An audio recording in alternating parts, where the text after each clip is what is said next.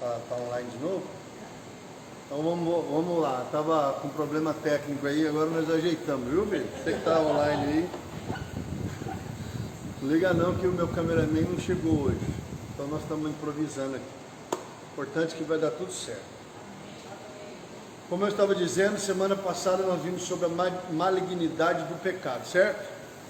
Tem muita gente que tem pecadinho de estimação. Tem muita gente que não consegue entender a gravidade do pecado. Tem gente que não leva a sério que o pecado mata, que o pecado leva você para o inferno. As pessoas não creem. E quando você não leva alguma coisa muito a sério, o que é a tendência natural de acontecer? É você agir com displicência, negligenciando. Isso é fato. Imagina, nós tratamos, por exemplo, o exemplo do câncer, que é uma doença terrível, que todo mundo tem medo. Quando uma pessoa chega lá no médico e fala, você está com câncer, a pessoa treina na base. Porque sabe que câncer, mesmo que ele não seja maligno, ele vai deixar sequela. E se ele for maligno e não for descoberto no início, vai deixar sequelas graves. E pode matar. E nós sabemos disso, que câncer, por exemplo, é uma doença muito séria, ou uma ELA, que é uma doença degenerativa do sistema central, ou um HIV, ou outras doenças que quando a pessoa recebe aquela informação, a pessoa treme. Só que quando você fala para o ser humano do pecado, que ele é a pior doença que existe, a mais grave que existe, a pessoa ela não bota fé. E como ela não entende a gravidade do pecado, ela começa a agir como se aquilo ali não fosse tão grave assim. Então hoje, também não adianta você falar do problema se você não apresenta a solução. Hoje nós vamos falar do problema do pecado. Nós vimos que o problema do pecado é que ele é maligno e que ele é mortal, que ele mata você, separa você de Deus, e se você morrer separado de Deus, você vai acabar morrendo eternamente, ou ficando separado de Deus eternamente. A questão é, hoje nós vamos ver sobre a cura. É possível? É possível. Deus providenciou e preparou para nós cura. Porque Deus não adianta você mostrar para alguém o problema sem que você mostre o tratamento, a forma como você pode resolver. Hoje nós vamos estudar sobre isso, a cura do pecado. Mas o pecado tem cura? Tem. É importante você entender, quando você fala de salvação, que as pessoas pensam assim, eu sou salvo, ou Deus está no meu coração, são as frases que você ouve. O pecado é a transgressão voluntária de uma lei conhecida de Deus, ponto. É desobediência, egoísmo e etc. Tem uma série de frases que você pode usar para explicar o que é o pecado. Errar o alvo, transgressão da lei, desobediência, egoísmo. Então, você já entendeu isso, o que é o pecado e a gravidade do pecado. Nas aulas anteriores você já entendeu. A questão é que o pecado separa você de Deus. E você precisa voltar à presença de Deus, porque hoje eu estava conversando com a minha filha Sofia, e ela me fez algumas perguntas, e ela tem 10 anos, tá? Ela me fez uma pergunta. Primeiro ela perguntou por que Satanás caiu, aí eu expliquei. Depois ela me perguntou se Deus não tinha se arrependido de ter dado livre-arbítrio para o homem, aí eu expliquei. Aí ela foi perguntando, as questões, e dentro dessa questão, se Deus não tinha se arrependido de ter dado livre-arbítrio, eu expliquei sobre a questão do pecado original. Outra pergunta, por que as crianças, quando morrem novas, elas são salvas diretamente? Aí eu expliquei a questão da inocência, aí ela entendeu.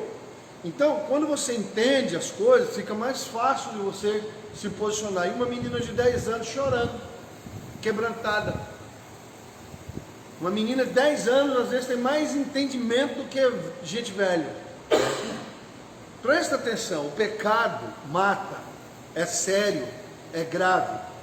é maligno, destrói você completamente em todas as áreas, física, emocional e espiritual, separa você de Deus, é gravíssimo, mas as pessoas não querem entender a gravidade disso e consequentemente não se posicionam.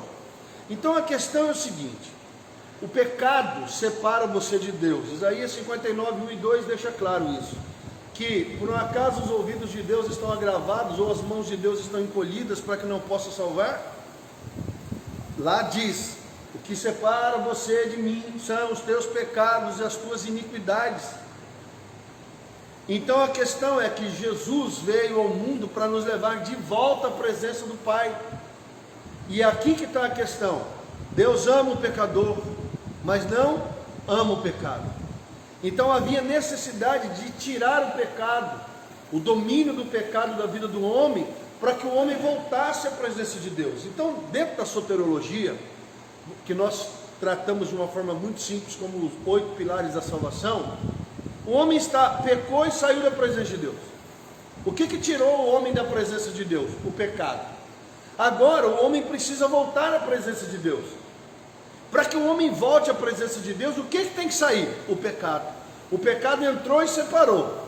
E para você voltar à presença de Deus, o pecado tem que sair. E é essa a obra de Cristo na cruz. Então, quando o Evangelho começa a ser pregado, a mensagem é: arrependei-vos e crede no Evangelho, porque é chegado a vós o reino de Deus. O que é Evangelho? Boas notícias, boas novas. Boas novas do que, pastor? O homem está fora da presença de Deus. Quando Deus clama no Éden, lá em Gênesis 3:9, Adão, onde estás? Era uma pergunta retórica, porque Deus é onisciente, sabia onde o homem estava. O homem é que não sabia que ele não estava no lugar que ele deveria, que era a presença de Deus. Aonde estás? Estou escondido atrás das árvores, porque tive medo, ouvi a tua voz e estava nu. E aí começa o processo, o homem saiu da presença de Deus, e Cristo vem para levar o homem de volta à presença do Pai. Por isso a Bíblia fala que ele é o perfeito mediador, 100% homem, 100% Deus. Sabia qual era o sentimento de Deus, sabia qual era o sentimento do homem. E ele se torna homem para justamente fazer a obra de expiação, de remissão, de perdão. Então o Evangelho é boas novas. Boas novas o homem está indo para o inferno e agora há uma porta de salvação. Aqueles que creem, se arrependerem, abandonar o pecado, voltam à presença do Pai, voltam à comunhão com Deus. Essa é a mensagem do Evangelho. Então, vamos lá. Primeiro pilar da salvação: crer, fé. A Bíblia diz em João 18 que o Espírito Santo viria, convenceria o homem do pecado porque não crê em mim. O pecado do homem não crer na palavra de Deus. Então, para que o pecado saia da tua vida, qual é a primeira coisa? Crer. Não é acreditar. Acreditar é levar em conta a possibilidade de que alguma coisa existe. Crer é a certeza absoluta. Essa é a grande diferença entre acreditar e crer. Quem crer tem convicção, quem acredita tem possibilidade de ser. Muita gente fala: eu acredito em Deus, é fato. O que é acreditar em Deus? É levar em conta a possibilidade que Ele existe. Tem gente que acredita em Deus? Tem. Agora, Deus está dizendo: acredite em mim? Não, Deus está falando: creia em mim. Quando dizer, você tem que ter certeza que Deus existe, que Deus é Deus. E tendo certeza que a palavra de Deus é a verdade, esse é o primeiro passo para você ser salvo, para que o pecado saia. Porque o pecado entrou quando o homem não creu na palavra de Deus. Satanás disse o que Deus disse, e o homem disse, a Eva disse, Deus disse para não olhar, para não tocar, para não comer, porque certamente morreríamos. Satanás disse: não, é mentira, vocês não vão morrer. Deus não quer que você seja como Ele, conhecedor do bem e do mal. E entre ficar com a palavra de Deus e ficar com a palavra de Satanás, o primeiro casal ficou com a palavra de Satanás. Essa é o contexto do pecado. O homem não creu na palavra de Deus, igual hoje. Deus fala: não toque, não vá, não faça. O homem vai: não, mas veja bem, não é bem assim, não é dessa forma, você não entende.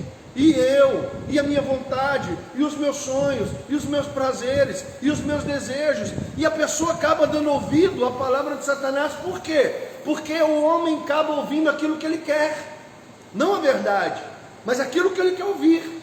Então o primeiro passo para que o pecado saia, para que você seja curado do pecado, é crer em Deus e em sua palavra.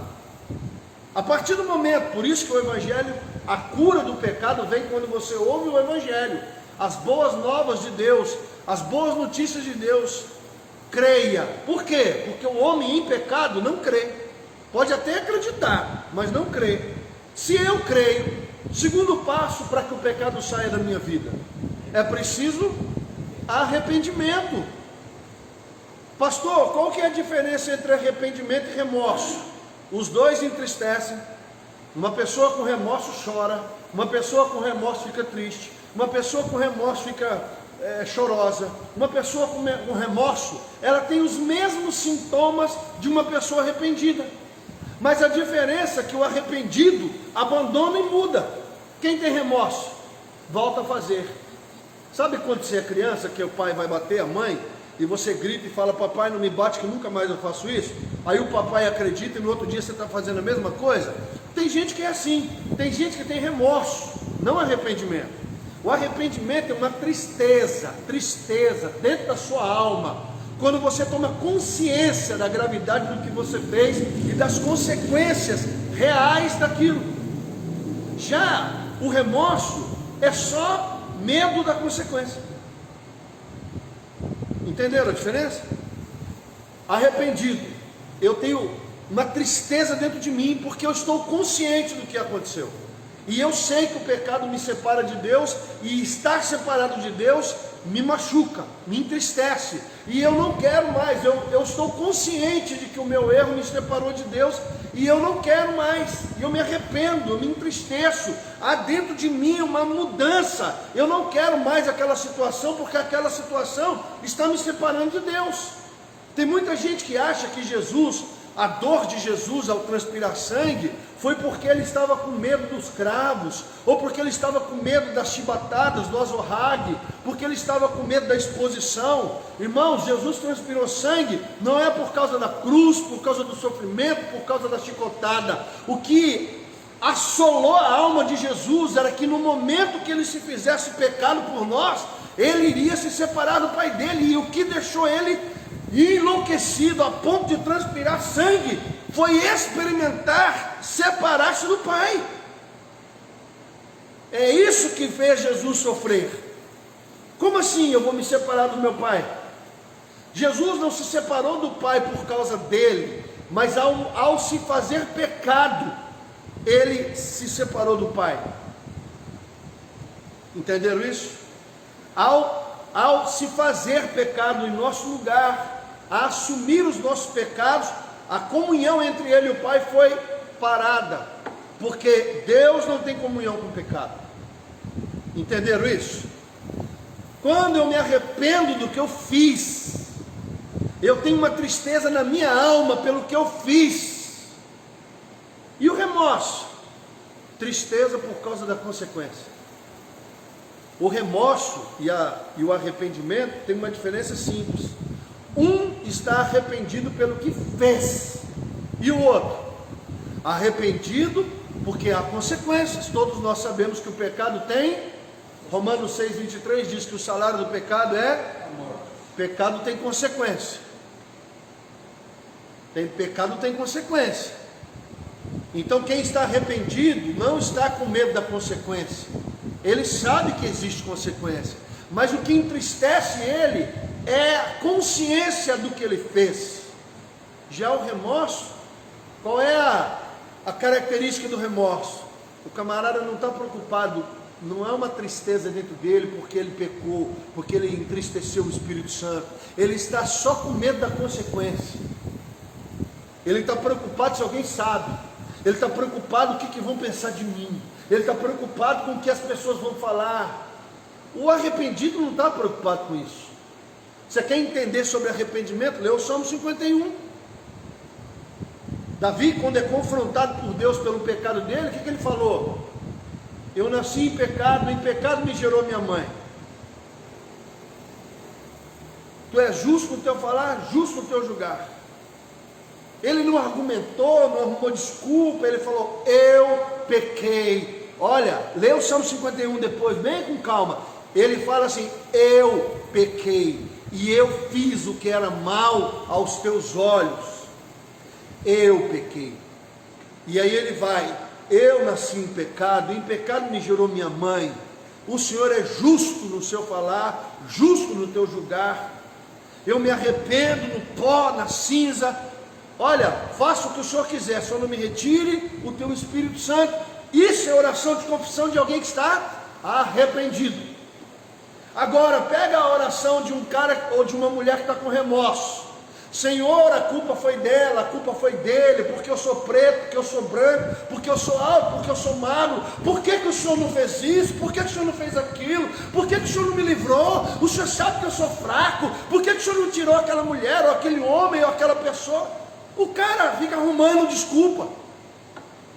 O arrependido se arrepende do que fez, confessa o que fez, aceita as consequências do que fez, sem culpar a Deus ou sem culpar o próximo. Então, para que o pecado, que haja cura do pecado dentro do homem, primeiro tem que crer em Deus, na sua palavra, crer, não é acreditar, crer. Segundo, ele tem que se arrepender, não é ter remorso. Porque tem gente que quando a chibata estrala, corre para a igreja, corre para o altar, pede misericórdia, mas não está arrependido. Haja vista que volta a praticar. E uma pessoa arrependida, uma característica, terceiro passo, ela se converte, ela muda de atitude. Nós falamos muda de direção, mas vamos para uma revelação mais profunda. O que é a conversão? A conversão genuína, a conversão verdadeira, é quando dentro de você nasce uma nova disposição para buscar a palavra de Deus e não a sua própria vontade, para ouvir a Deus e não a sociedade, para ouvir a Deus e não a Satanás, para fazer não o que você quer, mas aquilo que é a vontade de Deus. A conversão é mudança. Nós falamos assim, a pessoa mudou de direção, verdade, mas não porque ela simplesmente entende que ela tem que ir pela direita, não, ela entende que há uma necessidade de buscar a vontade de Deus, e a conversão traz uma mudança. Por quê? Porque dentro da pessoa nasce uma nova disposição de buscar a Deus, e obviamente, tendo uma disposição de buscar a Deus, o que ela vai fazer? Ela vai abandonar a prática velha do pecado, do velho homem e da velha mulher. Está acompanhando? Quarto, se eu creio, me arrependo, me converto, aí entra Deus.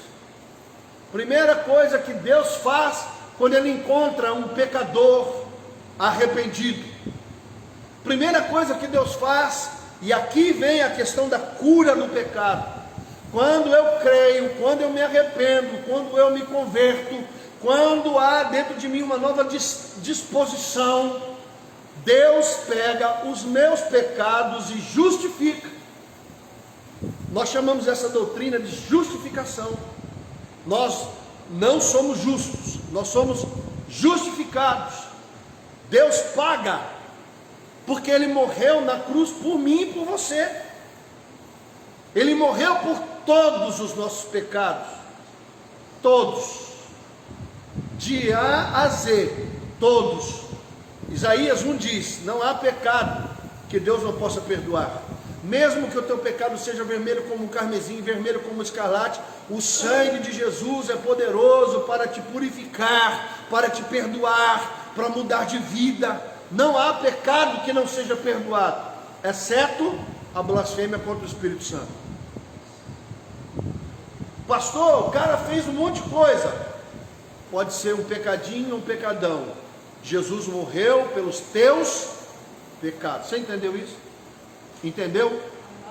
Então, o quarto pilar da salvação, justificação. Quando eu chego diante da cruz, presta atenção, hein? Quando eu chego diante da cruz e entendo que Jesus está morrendo pelo meu pecado, eu entendo que Ele pagou o preço do meu pecado, e o meu Senhor e meu Salvador, o seu Senhor e Salvador, morreu em teu lugar pelos teus pecados. E quando você entende isso, os teus pecados vão para Cristo, e a justiça de Cristo vem sobre você, e você se torna justificado, não por obras, não por missas, não por reencarnações, não por obras sociais, não porque você é bom, porque você presta, porque ninguém presta, mas porque Cristo morreu por você, no seu lugar e em seu favor. E quando você crê nisso, a tua fé te salva, porque você não é salvo pela cruz. A cruz é o meio pelo qual os teus pecados são expiados. Você é salvo pela fé, porque foi não crendo que você pecou, agora crendo você vai ser salvo. Está acompanhando o raciocínio? Pequei, Senhor, eu me arrependo, eu creio na tua palavra, e eu quero pedir perdão, quero mudar. Se você fizer isso de verdade, porque o perdão exige três coisas, o perdão exige três coisas: arrependimento, confissão e abandono. Arrependimento, confissão e abandono. Para que Deus te perdoe, você tem que se arrepender, você tem que confessar e você tem que abandonar. Quando eu me arrependo, quando eu confesso e quando eu abandono, eu encontro misericórdia e perdão, e Deus me justifica do meu pecado. Por quê? Porque Ele já pagou o preço, não vai pagar, já pagou, não há mais nenhuma obra de remissão, já foi feita. A diferença entre a obra de Cristo e você é o fato de você reconhecer o seu pecado, se arrepender dele, confessá-lo e abandoná-lo. Qualquer pessoa. Eu estava pregando em Cuiabá num presídio, e um homem estava lá, um rapaz, uns 17, um presídio de adolescentes e jovens, e ele matou 4 pessoas. E eu estava pregando na segunda ala, e o dia que eu falei sobre salvação, depois que terminou, ele me chamou na grade e falou: pastor, eu matei 4 pessoas, Deus pode me perdoar? Eu falei: se você se arrepender, se você se converter, se você confessar, e se você abandonar os teus maus caminhos, o sangue de Jesus vai vir sobre você, Ele vai te perdoar dos teus pecados, e você vai encontrar salvação. Se você quer aceitar Jesus, ele falou: hoje não, mas eu vou pensar no que o senhor falou. 15 dias depois, porque eu ia toda sexta, mas como eram 7 alas, eu não conseguia ir em todas. Então uma sexta eu ia numa ala, num grupo de 3, depois 4. Aí quando foi 15 dias depois, eu voltei lá, ele me chamou, antes de eu começar o culto, falou: pastor, pensei muito no que o senhor pregou, eu quero aceitar Jesus, eu quero mudar de vida, e eu entendi que Cristo morreu por mim, pelos meus pecados, e se eu aceitar Cristo, eu vou ser salvo. Não foi isso que o senhor falou? Eu falei: foi. Quero aceitar Jesus, quero entregar minha vida para Jesus. Porque o que separa o homem de Deus? O pecado. Então a justificação é o ato de Deus de perdoar você. Você entendeu? Você pecou? Pequei. Errei. Todos pecaram e todos estão destituídos da glória de Deus. Não há ninguém. Todos, Romanos 3:23, todos pecaram, todos estão destituídos da glória de Deus. Todos, pastor, todos. Então tá, se todos pecaram, todos têm que se arrepender, todos têm que crer, todos têm que confessar, todos têm que se converter. E quando isso acontece, Deus te justifica. O cara fez um monte de coisa errada, e aí ele vai para a igreja, e aí ele aceita Jesus, e aí ele vira santo. Mas rapaz, é exatamente isso. Você entendeu ou não? É exatamente isso. Pode um camarada terrivelmente pecador, ele pode mudar? Sim ou não? Sim. Se ele crer, se ele se arrepender, e se ele se converter dos seus maus caminhos, O sangue de Jesus vai ser aplicado sobre ele e ele vai ser justificado, declarado justo por ele ou pelo sangue de Cristo? Pela boa obra ou pela fé? Pela fé, irmão. Não há nada que você possa fazer que te livre da condenação do pecado. Você entendeu isso? Pastor, eu sou um homem bom, pago meus impostos, tal, bonitinho, não mato, não roubo. Não, você é pecador. Pastor, mas olha, eu sou um camarada assim, eu sou uma mulher maravilhosa, boa mulher, boa mãe, boa filha. Eu sou, olha, falta só asa para virar um anjinho. Você é pecadora, desgraçada. Pecador, desgraçado. Você entendeu isso? Todos pecaram, destituídos estão da glória de Deus. Todos precisam se arrepender, se converter, confessar, abandonar o pecado e entregar a sua vida para Cristo. Então, o quarto pilar da salvação, para que você seja curado do pecado, para que o pecado não tenha domínio sobre você, é você ser justificado dos teus pecados. Pastor, eu errei terrivelmente. Mas você se arrepende? Me arrependo. Então a salvação para você. Fui justificado. Todos os meus pecados foram lançados em Cristo. E a justiça de Cristo veio sobre mim. Aí nós vamos para o quinto passo. Regeneração. Nicodemos chegou em Jesus, lá em João 3, e disse: Senhor, o que eu tenho que fazer para ir à vida eterna? Jesus olhou para Nicodemos e disse: nascer de novo. Aí ele falou: como pode um homem velho nascer outra vez, entrar no ventre da sua mãe, reencarnar? Ele falou: não, o que é nascido da carne é carne, o que é nascido do Espírito é espírito. Necessário vos é nascer da água e do Espírito. Arrependimento, batismo nas águas é batismo de arrependimento. Batismo no Espírito Santo é restauração do caráter de Deus em nós. Porque você só é restaurado à imagem de Deus quando você é cheio do Espírito Santo. Porque mesmo batizado nas águas, você continua com a sua inclinação para o pecado. Mas é o poder do Espírito Santo que dá a você a condição de não mais viver inclinado para o pecado, mas se tornar uma pessoa inclinada para Deus.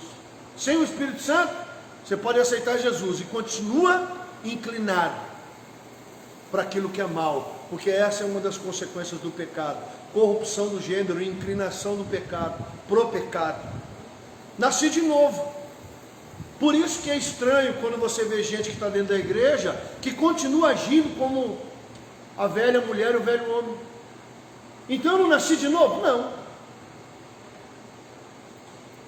Quem nasce de novo, morre, o velho homem morre, e um novo homem nasce.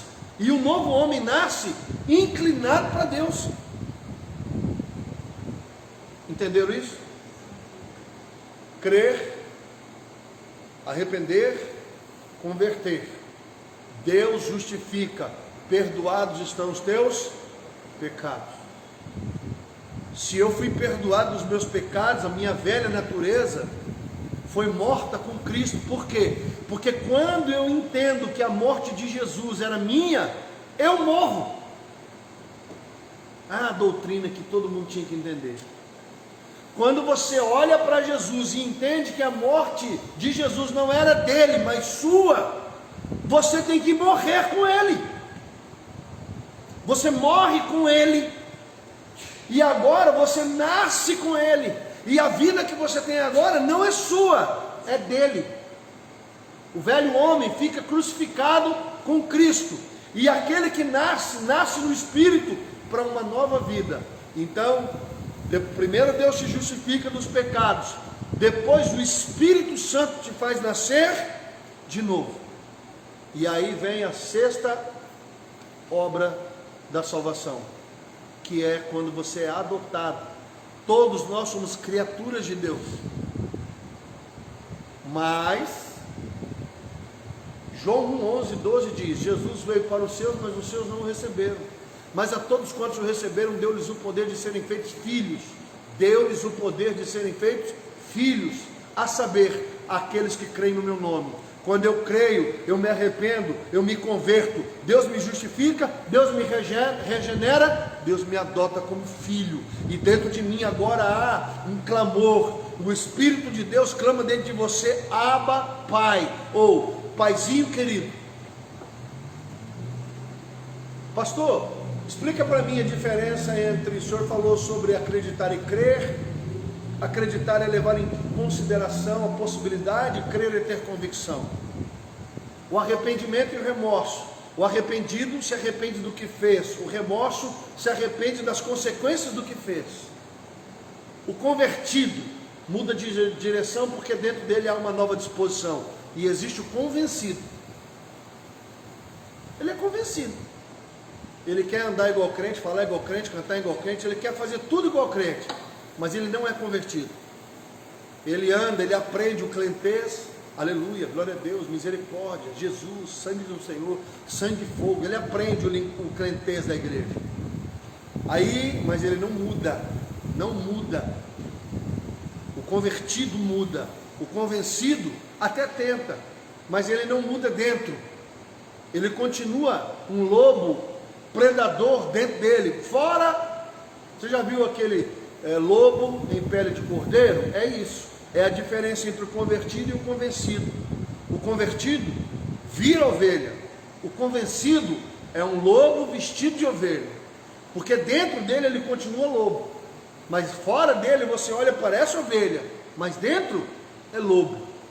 Então aí vem a justificação, e aí você vem o que muita gente começa: justificado pela fé, pela morte de Cristo na cruz, ou eu posso me justificar com a minha justiça própria?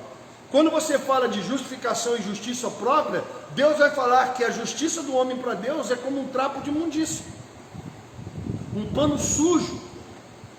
Naquele tempo seria o paninho que a mulher usava nas suas menstruações, que não era aproveitado. O que fazia naquela época com um pano desse? Pegava e enterrava. Então, Deus está dizendo: a sua justiça não serve, não te salva, a tua justiça não serve para mim. Então, quando você fica na justificação e na justiça humana, o homem quer se justificar: não, mas eu não faço isso, eu não faço aquilo, eu sou bom. Deus está dizendo: ninguém vai ser justificado dos seus pecados por boas obras, ninguém vai ser justificado por causa de missas ou por boas ações sociais, porque é bonzinho, porque paga as suas contas, porque é uma pessoa honesta, porque é uma pessoa direita, porque é uma pessoa bacana. Não, para com isso aí. Você não é justificado por nada que você possa fazer. Você é justificado pelo Cristo que morreu em tua causa, no teu lugar e em teu favor, e você só toma posse dessa salvação pela fé. Quando você olha para a cruz e fala assim: é certo que morreremos. Deus disse no Éden: se comer vai morrer. Satanás disse: não morre. Mas quando você olha para a cruz e fala: é certo que morremos. E é nisso que está a salvação, na sua fé, em crer que a palavra de Deus é verdade. Porque quando você olha para a cruz, você vê de fato Cristo morrendo no teu lugar. E é por isso que, para você ser curado do pecado, você tem que viver o processo da salvação. Aí sim eu sou curado, sou justificado dos meus erros, dos meus pecados, nasço de novo para uma nova vida. Aí eu sou adotado como filho. Aí qual que é o outro passo da salvação?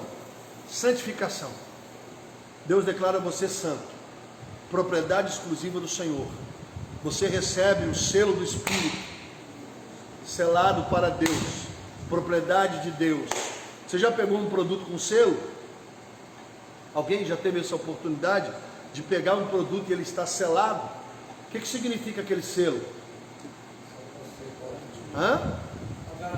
Garantia que é legítimo. O Espírito Santo é o selo. Selou. Santificação. Deus declara você separado para Ele. Entendeu isso? Entendeu mesmo? Então agora eu sou santo. Você é santo, separado para Agora, o que nós precisamos nesse momento é separar santificação de santidade.